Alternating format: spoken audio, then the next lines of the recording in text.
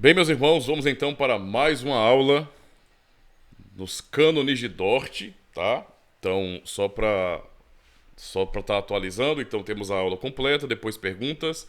O pessoal que está acompanhando pelo YouTube, estará acompanhando no futuro pelo YouTube, né? Hoje à noite eu posso, se tudo der certo. Então podem fazer perguntas também se achar necessário. Só para ter essa noção. E quando acabar, porque quando nós usamos o Google Meet, não é? Com mais de duas pessoas, então o tempo é de 1 hora. Então, quando eu terminar, eu encerro a chamada e compartilho imediatamente um outro link para continuarmos a aula, se não der tempo, ok? Então, vamos avançar para os nossos estudos. Hoje nós vamos para o artigo 3 e 4 também, 3, 4 e 5 dos cânones de Dort. Só para atualizar, Yasmin, estamos usando esse documento aqui, certo? Que é o terceiro dos padrões de fé das igrejas reformadas, que são os cânones de Dort, onde nós temos aqui as doutrinas da graça, ou então a soteriologia. Aqui, basicamente, um grande resumo, não é, do que nós entendemos sobre a salvação, como nós interpretamos, né, a Bíblia a respeito da salvação. Então, tá tudo nesse livrinho, tá? E assim nós vamos ter um pouco mais de noção a respeito de como entender. Ok? Boa tarde, Madalena. Vamos lá então. Só para atualizar os irmãos, quem não assistiu ontem a live, ontem à noite eu realizei uma live com o pastor Jonathan Chase. O pastor Jonathan Chase, ele é diretor, não é, do Instituto João Calvino, que fica lá em Recife, o Seminário das Igrejas Reformadas do Brasil. Ele é canadense, não é? É um missionário que está trabalhando aqui. E podemos conversar um pouquinho sobre esse assunto dos 5 pontos do calvinismo, né, as doutrinas da graça. Então temos como básico, para entender isso aí, né, os 5 pontos resumem justamente esse livrinho aqui, é um resumo desse livrinho. Os 5 pontos, então, ou conhecido como TULIP, não é o nome que foi tem sido usado como sendo o resumo das doutrinas da graça, da salvação, justamente fala sobre como Deus salva o ser humano. Então, esse TULIP, não é? São adaptações, na verdade, que deram esse nomezinho aí, que na verdade a tulipa é uma flor simbólica do calvinismo, basicamente, né? Porque essa flor é em abundância lá na Holanda, é uma flor bem simbólica da Holanda mesmo, e o sino de Dort aconteceu na Holanda. Então, uniu uma coisa a outra, deu esse nome tulip com 5 pontos a respeito do calvinismo. Então, basicamente, o primeiro ponto é depravação total, não é? Para formar o T, né? Total depravation. Então, não é nem correto usar somente o acróstico em inglês, porque o original é em holandês, né? Então fica um pouco diferente. Mas então você tem depravação total, depois depravação, eleição incondicional, depois expiação limitada, e vamos pensar sobre isso, tá? Graça irresistível e por último perseverança dos santos, tá? Então é basicamente isso para entendermos como vamos caminhar aqui. Hoje então, no capítulo 2, estamos na nossa segunda temporada, vamos aprender com os artigos 3 a 5, não é, mais um pouquinho sobre a questão da obra de Cristo. Então, o artigo 3 vai dizer bem assim, olha, o valor infinito da morte de Cristo. Então, vou ler aqui o artigo. Esta morte do Filho de Deus é o único e perfeito sacrifício pelos pecados, de valor e dignidade infinitos, abundantemente suficiente para expiar os pecados do mundo inteiro. Do mundo inteiro. Então, eu conversei ontem com o pastor John sobre isso também, e falamos, né, sobre algumas questões referentes à expiação limitada. Então, quem não assistiu, né, tem 2 horas e pouco de live lá, eu vou fazer uns cortes ainda para poder ficar mais fácil poder acompanhar os assuntos, mas expiação limitada, talvez, né, algumas pessoas, né, ou boa parte das pessoas que ouvem essa expressão a respeito da salvação, expiação limitada, ou sacrifício, não é? Nesse sentido limitado, expiação limitada. Isso tem, de repente, uma conotação bem negativa. Quem ouve essa expressão, de nós, reformados calvinistas, pode pensar exatamente que nós estamos limitando a obra de Deus nesse sentido. Não é? Então, como assim expiação limitada? E realmente esse é um ponto, digamos assim, que é bem rejeitado por muitas pessoas. Mesmo aqueles que são simpatizantes do calvinismo, simpatizantes da fé reformada, vão admitir a depravação total, que o homem realmente nasce em pecados, ele não adquire o pecado ou torna-se pecador a partir do nascimento ou quando ele ganha consciência, mas ele já é concebido em pecado, isso é depravação total, e essa depravação significa dizer que todas as faculdades do homem foram alteradas, foram danificadas pelo pecado. Quer dizer que não há parte nenhuma em nós que seja realmente pura. De maneira total, né, em corpo e alma, nós somos contaminados pelo pecado. E por isso, nós não funcionamos direito. Qual é o resultado disso na prática? Paulo fala isso em Romanos capítulo 3, não é? De maneira muito clara, dizendo que não há nenhum justo, nenhum sequer. Então, naturalmente, nós não somos justos. Nós não conseguimos alcançar a justiça própria. Também ele vai dizer que não há quem entenda e não há quem busque a Deus. Ou seja, isso é a consequência do pecado. Esta é a depravação total na natureza humana. Então, ela é tão profunda na natureza humana que o homem não é uma questão somente de mera escolha. A questão todinha no problema da natureza humana é o seguinte: o homem faz escolhas, nós gozamos de liberdade, mas a nossa liberdade, as nossas escolhas, elas estão ligadas à nossa própria natureza. Nós só escolhemos baseado na nossa própria natureza. E uma vez que a nossa natureza ela é corrompida pelo pecado, é óbvio que as nossas escolhas elas não vão ser naturalmente boas. Entende? O que é que Paulo está dizendo? Não há quem entenda, não há quem busque a Deus. Então o homem naturalmente não busca a Deus. Tá? O que o ser humano faz, por natureza, é idolatria. Sendo assim, então, muitos acabam, realmente, quando olhamos para o mundo e vemos tanta maldade, não é? E guerras, e ódio, e violência crescente, e mentira crescente, então, realmente, o homem, a humanidade não está fazendo um bom papel, um bom trabalho. Então, tudo bem. Alguns vão travar no segundo ponto, que é da eleição incondicional, porque vão achar que isso é injusto. Como é que Deus escolhe pessoas de maneira incondicional? Ou seja, Deus escolheu pessoas sem que elas merecessem isso? Mas na verdade ninguém merece isso, né? Então se olha muito para a eleição como Deus fazendo um tipo de seleção arbitrária, onde ele não tem um propósito claro, gracioso com a humanidade. Parece somente que ele, eu vou escolher isso para salvar, não é? E os outros eu vou predestinar para o inferno, por exemplo. E não entendem isso, porque entendem como se fosse injustiça da parte de Deus. Então, para entender isso, devemos compreender uma coisa. Olha, primeiro, Deus não tem obrigação nenhuma de salvar. Deus não deve nada a ninguém. Ok? Nós, nesse sentido, como criaturas dele, é quem devemos. Nós somos devedores a Deus. Ele nos criou com um objetivo, com um propósito, e, portanto, devemos viver segundo esse objetivo. Mas não vivemos. Agora, observar que, ou entender que Deus nos deve alguma coisa, é um pensamento muito moderninho. As pessoas de hoje, a população, né, a cultura de hoje, é muito de reivindicar direitos, né? As pessoas querem reivindicar direitos, elas querem questionar tudo, mesmo sem base para esse questionamento. Elas têm opinião acerca de tudo, ainda que elas não tenham nenhum tipo de base, não é sólida, teológica, filosófica para questionar alguma coisa, mas simplesmente questionam, certo? E questionam a Deus por isso, ou então a doutrina que nós estamos ensinando aqui. O ponto a compreender é o seguinte: Deus não deve nada a ninguém. Ele não é obrigado a nada, nunca ninguém pôde constranger Deus a fazer bem nesse sentido. Deus faz o que faz deliberadamente porque Ele quer, porque esta é a vontade dele. Então o ponto central aqui não deveria ser a pergunta por que Deus escolheu uns e outros não. Deveria ser por que Deus escolheu alguém.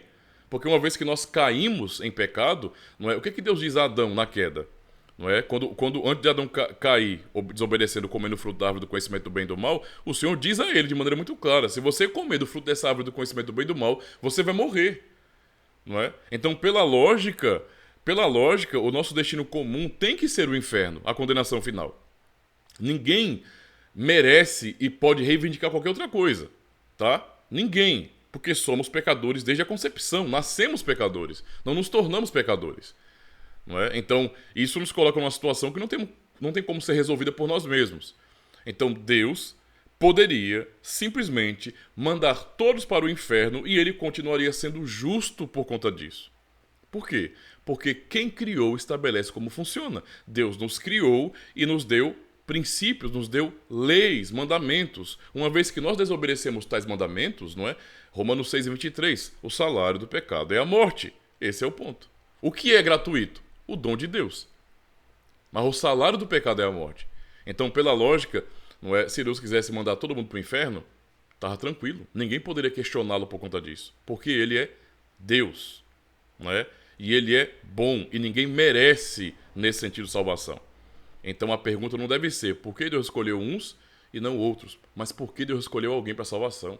E isso demonstra a sua misericórdia, a sua graça em nossas vidas. E aí, quando chegamos, não é justamente ao terceiro ponto, que é aquele ponto que trava a pessoa. Expiação limitada. Expiação limitada. Não é? Para muitas pessoas isso é algo detestável, insuportável, porque a ideia para muitos é que estamos limitando, não é, a obra de Deus, estamos limitando o amor de Deus, ou então estamos dizendo com isso que Deus não pode salvar quem Ele quer salvar, tá? Então geralmente é isso que vem à mente de muitas pessoas quando ouvem este termo. Os calvinistas, não é, é o que eles pensam, ensinam que Deus não pode salvar o mundo inteiro, por exemplo. É isso que muitos entendem. É uma caricatura, na verdade, né? É uma caricatura. Já podemos saber disso pelo próprio artigo 3, não é, dos cânones de Dort aqui, quando dizemos sobre o valor infinito da morte de Cristo. Veja, esta morte do Filho de Deus é o único e perfeito sacrifício pelos pecados, de valor e dignidade infinitos, abundantemente suficiente para expiar os pecados do mundo inteiro. Então, né, isso já é uma prova histórica de que nós não ensinamos, de forma alguma, limitação na obra de Deus, nem no seu amor, tá? Então, dois problemas são criados quando as pessoas elas preferem abraçar a caricatura do que realmente o que estamos ensinando, tá? Ou então se confundem com o termo, porque o termo realmente ele não é muito feliz, não é um termo muito feliz, tá? Então, dois problemas surgem aqui na mente das pessoas. Então, primeiro, a limitação do sacrifício de Cristo. Então, muitos entendem quando falamos expiação limitada, estamos dizendo que o sacrifício de Cristo ele é limitado, ele não pode, ele não é suficiente para salvar de fato. E o segundo problema é limitação do poder de Deus ou do amor de Deus. Eu falo isso com experiência. Eu lembro que há muito tempo atrás, não é, quando eu participei de um debate, eu sempre falo que eu não sou muito favorável a debates, né? Mas no passado eu participei de certos debates em grupos e tudo mais. E quando eu debati ali, não é, eu entrei depois no debate, porque havia uma outra pessoa debatendo, mas a pessoa estava falando muita abobrinha, né? E eu até chamei a pessoa no privado para conversar. Falei, meu irmão, na boa, ó, baixa o tom, cara, você está sendo muito arrogante aí, você está simplesmente esculhambando as pessoas. Se você topou participar do debate, então respeite seu oponente, né? No mínimo, é o mínimo que é exigido, respeite, né? É um debate, vocês não estão brigando aqui. E aí eu entrei no meio e comecei a explicar, porque a pessoa que começou a atacar esses pontos do calvinismo começou a falar a partir dessa caricatura, não é? E começou a dizer, ó, isso é um absurdo, como é que pode o ser humano, é um depravado, totalmente falando. Então a pessoa entendeu com isso que eu estava dizendo, ou que a fé reformada ensina, que o ser humano é tão mau quanto ele poderia ser, quando não é isso. Estamos apenas dizendo que não há parte do ser humano que foram preservadas na queda. De maneira total, né, em todas as nossas faculdades, nós somos alterados. Por isso temos dificuldade de entender, de fazer a vontade de Deus. Por isso o nosso coração muitas vezes deseja algo diferente da lei de Deus. Não deveria ser assim. Mas a depravação significa isso. Não é? Nós não estamos ajustados muito bem com a vontade de Deus. Esse é o ponto. E por isso somos como uma bússola quebrada. Não é? Nós estamos assim, sabe, com a ponta, a agulha, a setinha, né, da bússola totalmente maluca, apontando para todos os lados. E por isso há tantas religiões, há tanta idolatria no mundo, por conta disso. Não é? Também a pessoa entendeu que Deus eleger incondicionalmente seria uma coisa injusta. Como é que pode? Ele viu alguma coisa em mim. Ele tem que ter visto alguma coisa em mim para me eleger. Não, só que é o contrário, Deus não viu nada em mim. Esse é o ponto. Deus não viu nada em mim, eu não sou melhor do que ninguém. Os eleitos de Deus para a salvação não são melhores do que ninguém. Ninguém. E eu até citei na live, não é? Um exemplo que eu sempre uso, uma dinâmica que eu sempre uso, para ver se as pessoas estão entendendo bem o que é justiça, né? Eu vou até contar aqui de novo. Quando alguém está com dificuldade de entender, eu sempre faço esse exemplo aqui. Eu falo, olha, imagine que eu sou um patrão e eu contratei você e aquele outro para serem meus funcionários, certo? E eu fiz um acordo com vocês e vocês vão assinar esse acordo, esse contrato.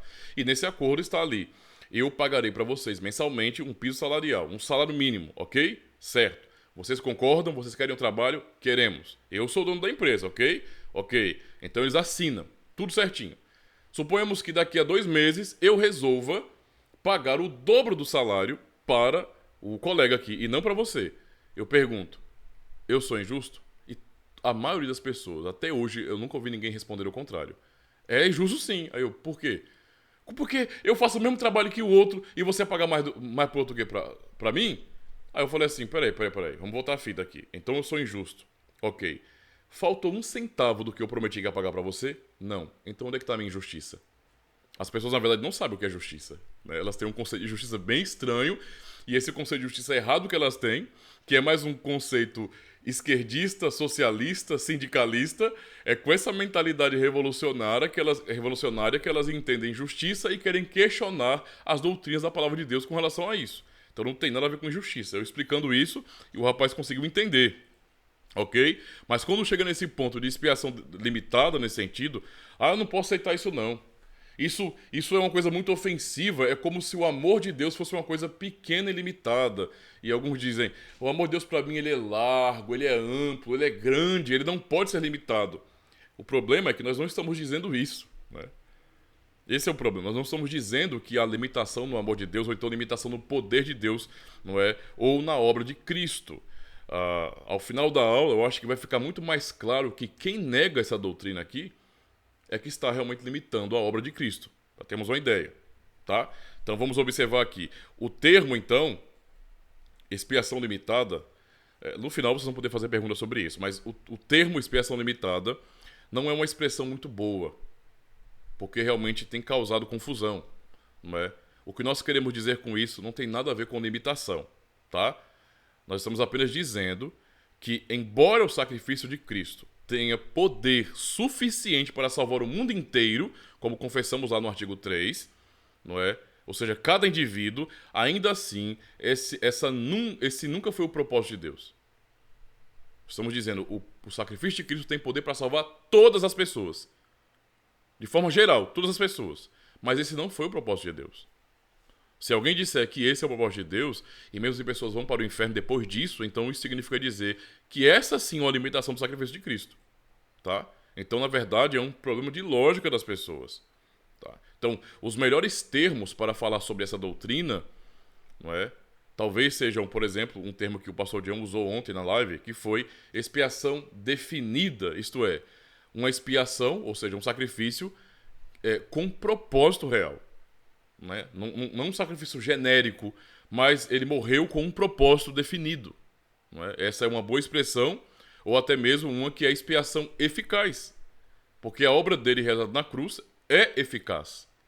Entende? Não é uma coisa inútil, que não salva de fato. E é isso que estamos ensinando com essa expressão. Então deve entender isso primeiro, esses princípios, né? Para não fazer confusão e imaginar que nós estamos limitando a obra de Deus. De forma nenhuma. Então, observando aqui o artigo, esta morte do Filho de Deus é o único e perfeito sacrifício pelos pecados. Só nessa expressão aqui, não é, já temos a ênfase no poder e na suficiência do sacrifício de Cristo para perdoar pecados. Tá? Então é isso que confessamos, que o sacrifício de Cristo, nesse sentido, ele é distinto de todos os sacrifícios anteriores, aqueles que vieram lá no Antigo Testamento. Quando não se entende a obra de Cristo como sendo perfeita para salvar de fato, e que ele veio para salvar de fato, morrendo e ressuscitando, então nós estamos com isso tornando o sacrifício de Cristo igual, em termos de valor, de verdade, aos sacrifícios dos animais do Antigo Testamento. Isso é um absurdo. Então, para entendermos isso, não é só observar aquilo que a Bíblia ensina. Hebreus capítulo 9, o verso 28 diz bem assim, observem, ouçam com atenção. Assim também Cristo, tendo se oferecido uma vez, no caso, para sempre, uma vez para sempre, para tirar os pecados de muitos, aparecerá segunda vez sem pecado aos que o aguardam para a salvação. Esse contexto de Hebreus aqui, o autor Hebreus está, em toda a carta, não é, ele faz questão de exaltar Cristo. Ele aponta para Cristo como sendo superior a tudo, aos anjos, a Moisés, a tudo. Tá? E a obra de Cristo sacerdotal, o seu sacrifício e a sua mediação mesmo, como sendo superior, por exemplo, ao sacrifício da antiga aliança, ao trabalho dos sacerdotes lá, é superior. O que Cristo fez é superior, tem valor eterno. Por isso é dito, assim também Cristo, tendo se oferecido uma vez para sempre, ou seja, suficiente, sacrifício suficiente. tá? E no capítulo 10, versos 10 a 14, lemos também assim de Hebreus. Nessa vontade é que temos sido santificados, mediante a oferta do corpo de Jesus Cristo, uma vez por todas.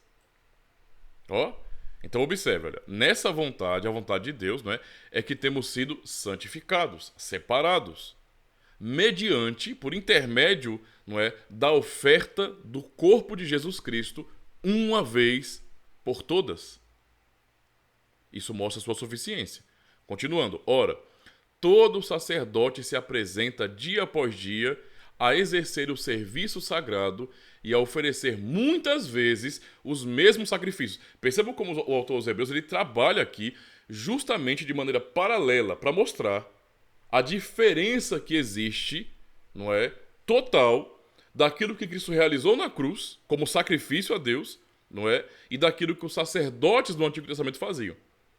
Ele chega a fazer essa comparação aqui. Ora, todo sacerdote, primeiro ele fala que o que Cristo fez foi de uma vez por todas. É perfeito. Não precisa mais ser repetido, porque é perfeito. É suficiente. E ele vai dizer então, ora, todo sacerdote se apresenta dia após dia a exercer o serviço sagrado e a oferecer muitas vezes os mesmos sacrifícios. Ou seja, os sacerdotes, eles tinham que todos os dias realizar o seu trabalho de oferecer sacrifícios. Por que essa repetição? Todos os dias, todos os dias. Porque eram sacrifícios insuficientes nesse sentido. Eles não eram perfeitos. Por meio dos sacrifícios que eram realizados ali, as pessoas não eram perdoadas de seus pecados por causa daquilo. O perdão que havia no crente, sobre a vida do crente, ou seja, aquele que no Antigo Testamento cria na promessa de Deus, ensinada por meio dos sacrifícios, e não no próprio sacrifício dos animais. Porque o sangue de bodes e de touros nunca foi para perdoar o pecado de ninguém. Essa não é a função. A função era muito mais didática. Era apontar para Cristo como sendo aquele, não é, que ofereceria a si mesmo como sacrifício perfeito. Então, observe. Então, todo sacerdote oferece serviço sagrado, não é, muitas vezes os mesmos sacrifícios, que nunca, ele vai dizer aqui, que nunca jamais podem remover pecados. Então está claro que o sacrifício dos sacerdotes lá no Antigo Testamento, o que eles faziam entregando os animais, nunca poderiam perdoar pecados? Nunca. Esse é o paralelo, essa é a explicação do autor aos Hebreus, não é? Ele continua. Agora, continuando o paralelo. Jesus, porém, tendo oferecido para sempre um único sacrifício pelos pecados, assentou-se à destra de Deus, aguardando daí em diante, até que os seus inimigos sejam postos por estrado dos seus pés.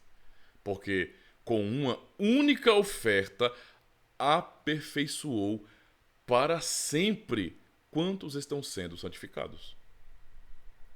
Percebem? Então, a Escritura Sagrada ela é muito clara, né, quando fala sobre a obra de Cristo. Entende? Então, o sacrifício de Cristo ele é suficiente. Suficiente. Ele é perfeito. Por isso, ele não precisa ser repetido. É de uma vez por todas. De uma vez para sempre. E só esse sacrifício realmente pode perdoar pecados. E perdoa pecados porque, como é dito aqui pelo autor aos Hebreus, nessa comparação, os sacrifícios oferecidos pelos sacerdotes da Antiga Aliança não é, jamais, nunca jamais podem remover pecados. A contraposição do autor aos Hebreus é mostrar o sacrifício de Cristo. Esse sim remove pecados. Remove.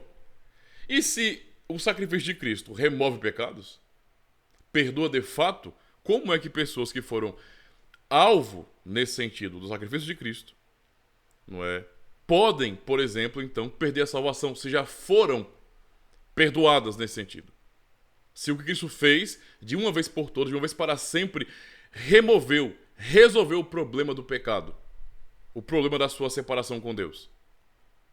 Então o sacrifício é perfeito. Entendendo isso, então, podemos compreender bem o que o artigo 3 está dizendo, os cânones de Dort, não é? Sobre o valor infinito do sacrifício de Cristo. A morte dele tem valor infinito. Tá? Por isso é dito que esta morte do Filho de Deus é o único e perfeito, é o único, também perfeito, sacrifício pelos pecados, de valor e dignidade infinitos, tá? Abundantemente suficiente para expiar os pecados do mundo inteiro. Do mundo inteiro.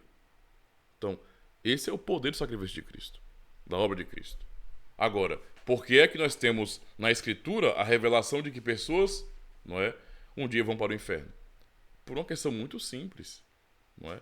Embora o sacrifício de Cristo tenha poder, não é, para salvar o mundo inteiro, a salvação de cada indivíduo nunca foi o objetivo de Deus. Por isso que o Senhor ensina na sua palavra aquilo que chamamos de doutrina da eleição. Tá? Efésios capítulo 1, Romanos 8, Romanos 9, João capítulo 10, João capítulo 6. Não falta texto da palavra de Deus para poder falar sobre isso. Não é? Então, fica muito claro que Deus elegeu pessoas para a vida eterna. Ele escolheu pessoas em Cristo para a vida eterna. Certo? Por isso, essa é a questão. Então não tem nenhum tipo de defeito no sacrifício de Cristo. A questão é propósito. Por isso eu falei, talvez o termo expiação limitada não faça jus, não é, à doutrina, não é, que é representada ali. Mas a expiação definida, porque tem um propósito, ou então a expiação ou sacrifício eficaz, porque de fato é para salvar e não para dar possibilidade de salvação. Tá? Ainda tem um versículo aqui, Apocalipse 5, verso 9, que diz bem assim: e entoavam um novo cântico dizendo, isso, aquela visão do céu, né? Digno és de tomar o livro e de abrir os selos, porque foste morto e com o teu sangue compraste para Deus os que procedem de toda a tribo, língua, povo e nação. Ora, se o sacrifício de Cristo foi para comprar pessoas, elas são propriedade de quem então? De Deus, né? Alguém vai tomar? O diabo vai tomar alguma coisa da mão de Cristo? Da mão de Deus? Para ficar claro ainda essa segurança, né? É só ler João capítulo 10. João 10 nos dá essa segurança. Até falei isso com o pastor John ontem, né? Vou pegar aqui a Bíblia. A pessoa tem a Bíblia na mão e vai ler, e de repente a pessoa que... Não, eu sou mais apegada ao dogma da minha igreja do que o texto da palavra de Deus. Olha, isso não é muito sábio não, né? Mas se vamos olhar para a palavra de Deus, João capítulo 10, vamos notar que Cristo dá uma segurança e nós devemos realmente confiar na segurança que Ele dá. O sacrifício dele é perfeito. Por isso, podemos dizer, confessar o que ele está dizendo aqui. Ó. Veja, esse texto é maravilhoso. João 10, versículo 22 até o 30. Só para entendermos mais uma vez. Já li muitas vezes esse versículo aqui, mas é bom ler de novo. João 10, do 22 ao 30. Diz bem assim: celebrava-se em Jerusalém a festa da dedicação. Era inverno. Jesus passeava no templo, no pórtico de Salomão. Rodearam-no, pois, os judeus e o interpelaram. Até quando nos deixarás a mente em suspenso? Se tu és o Cristo, dize-o francamente. Fala, não é? Respondeu-lhe Jesus: já vos disse, e não credes. Certo? As obras que eu faço em nome de meu Pai testificam ao meu respeito. Mas vós não credes, porque não sois das minhas ovelhas.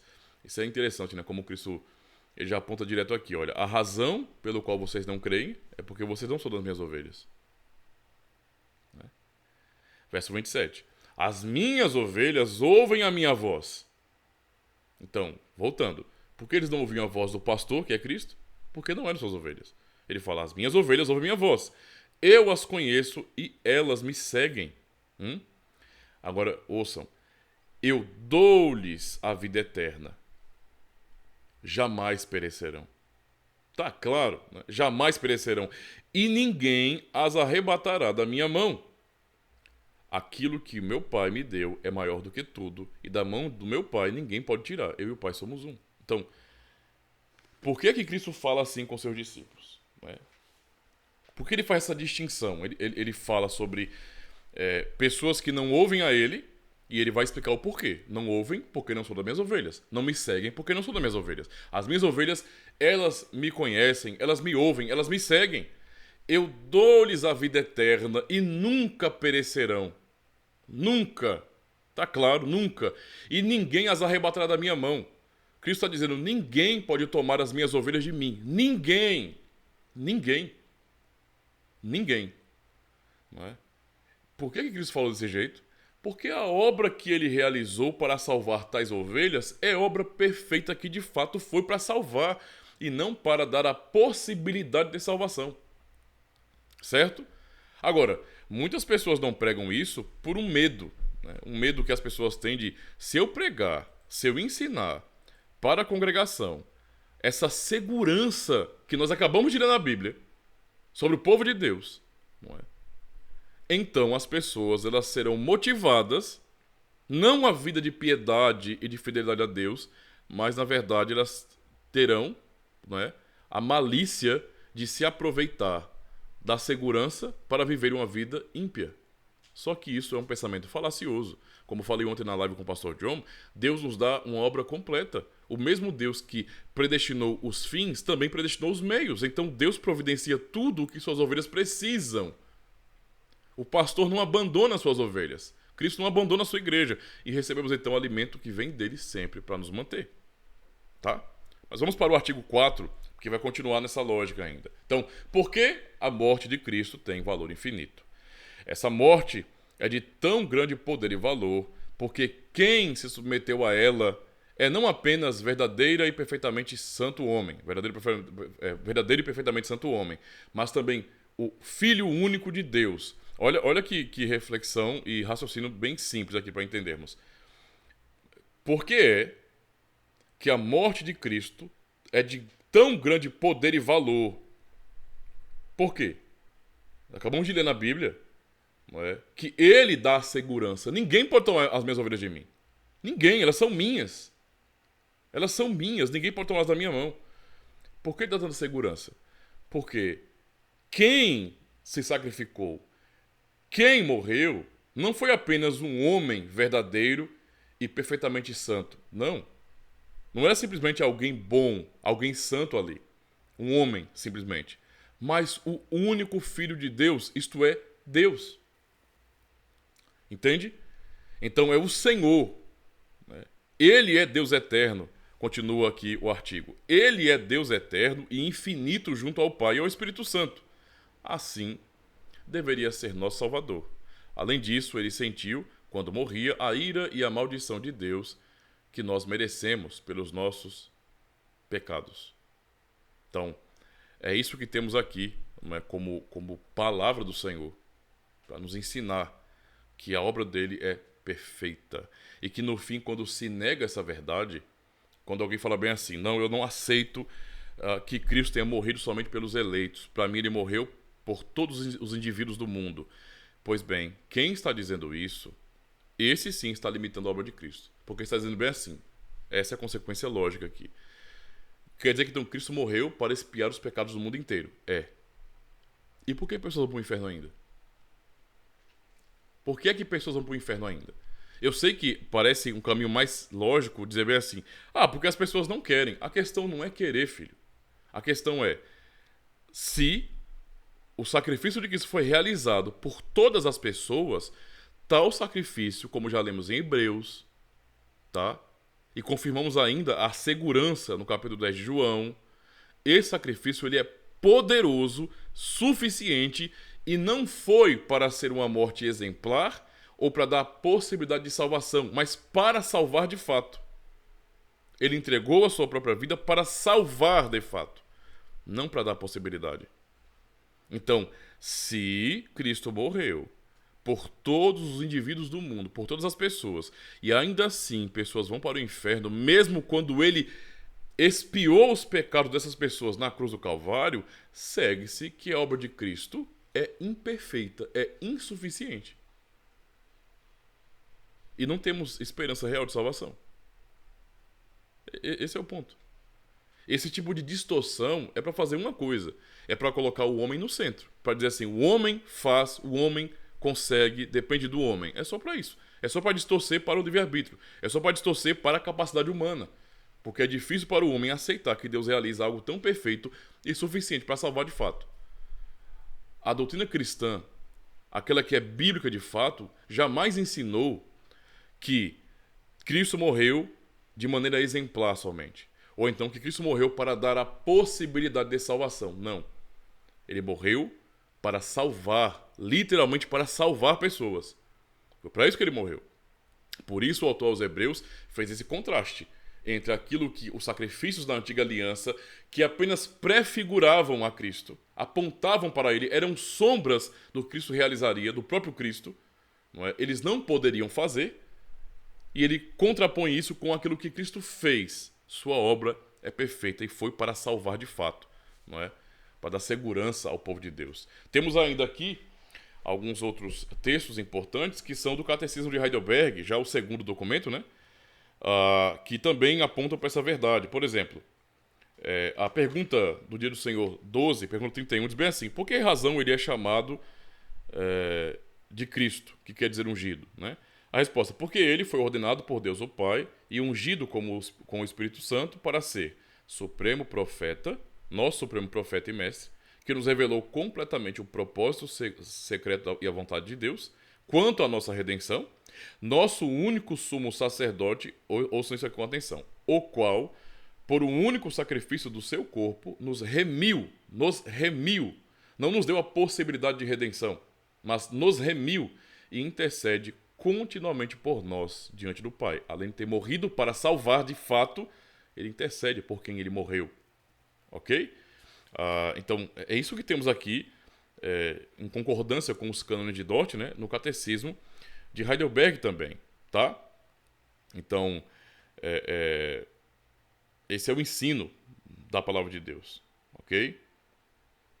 É o ensino do suficiente. Ainda no Dia do Senhor 15, pergunta 37, diz bem assim: o que você confessa quando diz que ele padeceu? Estamos falando sobre a morte dele, morte perfeita, suficiente, então diz bem assim, olha: durante todo o tempo em que viveu sobre a terra, e especialmente no final, Cristo suportou no corpo e na alma a ira de Deus contra o pecado de toda a raça humana. Entendeu? Contra o pecado de toda a raça humana. Assim, por seu sofrimento, como o único sacrifício de expiação, ele redimiu o nosso corpo e a nossa alma da condenação eterna e conquistou para nós a graça de Deus, a justiça e a vida. Certo? Ele nos redimiu. Então, esse é o ensino bíblico, não é? E, portanto, nós reformados confessamos tal ensino, tá?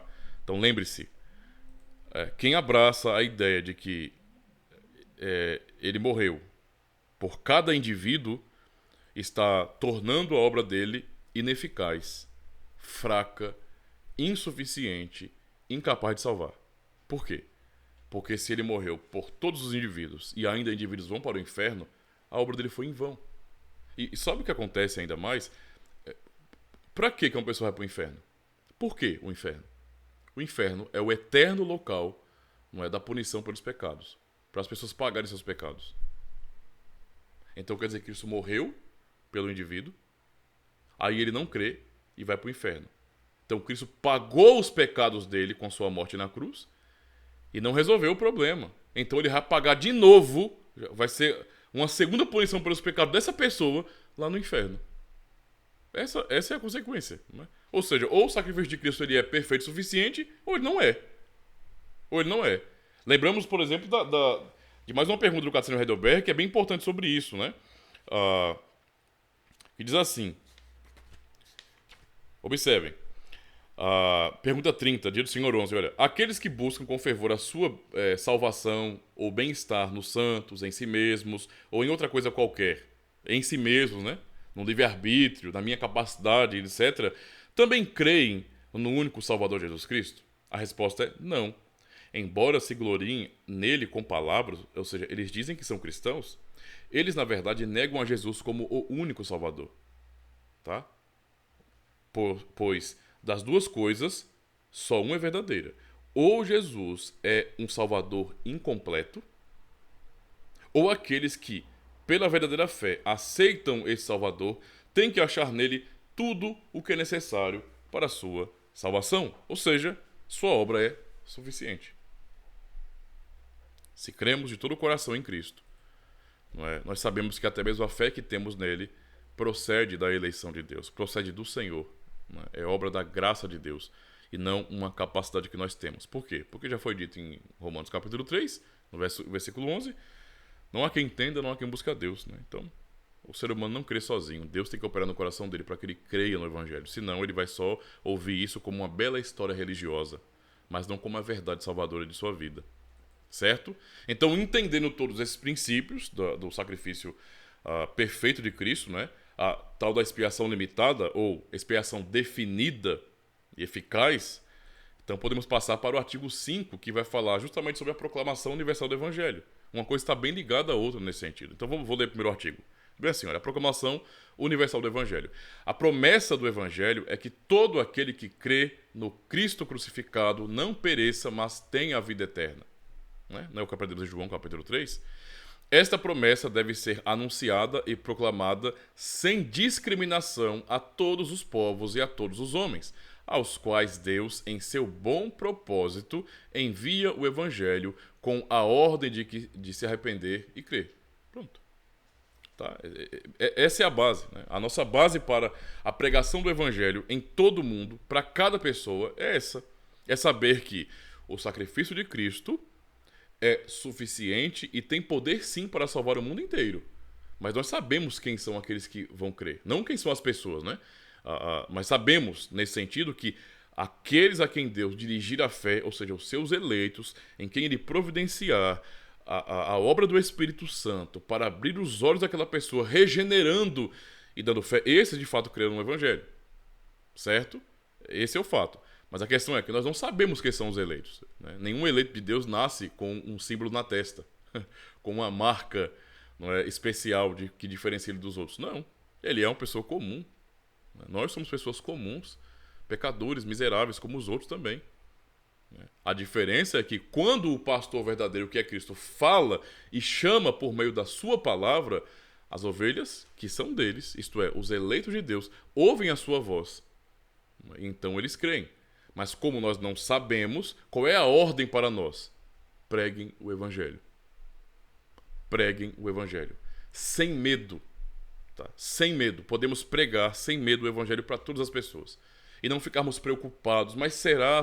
Não tem esse negócio de será. Deus não nos revelou essas coisas, não. Ele só disse que elegeu pessoas na eternidade. E nos ensina apenas que aqueles que ele elegeu crerão em Cristo. Ponto. Né? Então, se eu entendo isso, não é? Eu posso pregar livremente o Evangelho.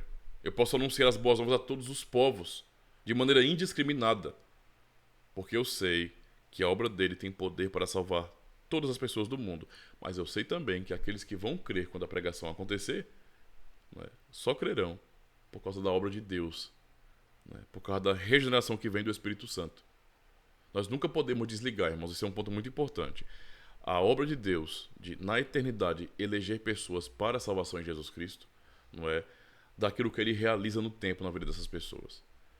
Entende? É uma corrente da salvação muito perfeita e inquebrável.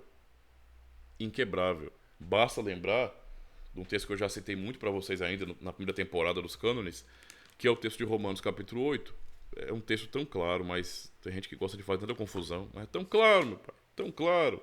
Romanos 8, nós lemos, né, verso 29 até o 30, que diz bem assim: porquanto aos que de antemão conheceu, também os predestinou para serem conformes à imagem de seu filho, a fim de que ele seja o primogênito entre muitos irmãos. Então, não é segredo que a Bíblia ensina a predestinação, certo? Mas veja só, observem como a corrente da salvação está aqui de maneira inquebrável, para mostrar que Deus, o mesmo Deus que predestinou os fins, a salvação, também predestinou os meios, a santificação e todo o resto. Que observe, olha. E aos que predestinou, verso 30, aos que predestinou, a esses, não é? Isto é, a quem ele predestinou, a esses também chamou. E aos que chamou, os que foram predestinados, né? A esses também justificou. Como que alguém é justificado? Crendo em Cristo. É assim que nós somos justificados diante de Deus, por meio da fé, em Cristo. Então, os predestinados, Deus predestinou, Deus chamou e Deus justificou. Por quê? Porque Deus deu a fé para eles. Entende? Continuando. Cadê? Eu pulei um capítulo aqui. Isso. E aos que justificou, a estes também glorificou. Então, é uma corrente perfeita da salvação. Que vai, como vocês leram no verso 30 aí, de Romanos 8, vai da eternidade até a eternidade. certo? Então, na eternidade, ele escolheu e predestinou. E a corrente da salvação leva para a eternidade, porque trata o já glorificou como sendo passado, como sendo realizado. Não é? Porque é Deus dizendo, é revelação dele, é uma corrente perfeita da salvação. Em tudo isso, podemos ter a convicção, então, de que a obra de Cristo é perfeita e foi realmente para salvar, né, os eleitos de Deus. Nós não devemos ter dúvidas com relação a isso jamais e apenas descansar nessa obra maravilhosa de misericórdia do Senhor Deus. Ok? Eu quero encerrar então a aula agora no YouTube. Aos irmãos que estão acompanhando pelo YouTube, Deus abençoe a vida de vocês. Se inscrevam no canal e continuem acompanhando. Se chegou agora, volta lá no comecinho, tá, da playlist e pega as aulas na sequência para você entender bem os assuntos, tá bom? Então até a próxima aula. Deus abençoe.